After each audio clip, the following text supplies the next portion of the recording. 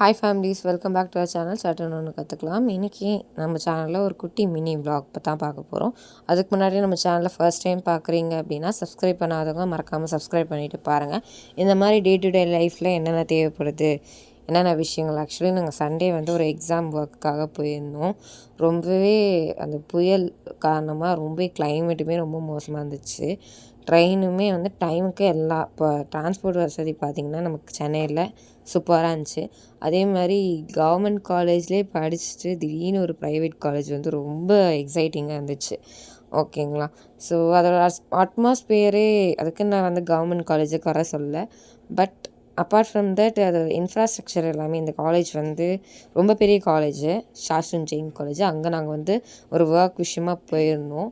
So apart from that அங்கே கொடுக்கக்கூடிய facilities, அங்கே இருக்க கிளாஸ் ரூம் முதற்கொண்டு எல்லாமே ஃபுல் ஃபர்னிஷ்டாக இருந்துச்சு. ரொம்ப என்ஜாயபுளாக இருந்துச்சு அந்த டே. ஏன்னா இந்த காலேஜ்லலாம் காசு கட்டி படிக்கிற அளவுக்குலாம் எனக்கு பர்சனலி வசதி கிடையாது. ஸோ அந்த டைம் அங்கே இருக்கிற ஆம்பியன்ஸ், அதாவது அங்கே கேன்டீன் சாட் ஐட்டம்ஸ்க்குன்னு தனியாக இருக்குது. நெக்ஸ்ட்டு டிஃபன் அந்த மாதிரி விஷயங்களுக்கு தனியாக ஒரு கேன்டீன் இருந்துச்சு. அதே மாதிரி நாங்கள் ஆர்டர் பண்ணி சாப்பிட்ருந்தோம். அதில் ஃபஸ்ட்டு ஆர்டர் பண்ணது பார்த்திங்கன்னா இந்த பானிபூரி, அடுத்து பாவ் பஜ்ஜி. அந்த பானிபூரி 25 ருபீஸ்க்கு 7 பீசஸ் கொடுத்துருந்தாங்க. பாவ் பஜ்ஜி 65 ருபீஸ் சொன்னாங்க.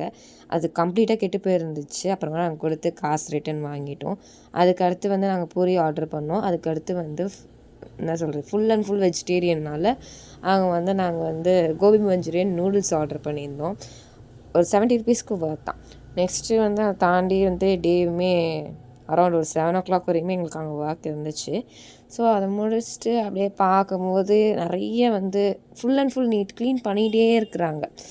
எனி டைம் பார்த்தீங்கன்னா க்ளீன் பண்ணிகிட்டே இருந்தாங்க. அட்லாஸ்ட் அங்கே இருக்க ஒன்றுத்துக்குமே ஒரு ப்ளே கிரவுண்ட் பெருசாக இருந்துச்சு. ஸோ ரொம்ப நல்லா இருந்துச்சு அந்த காலேஜோட அட்மாஸ்பியர்.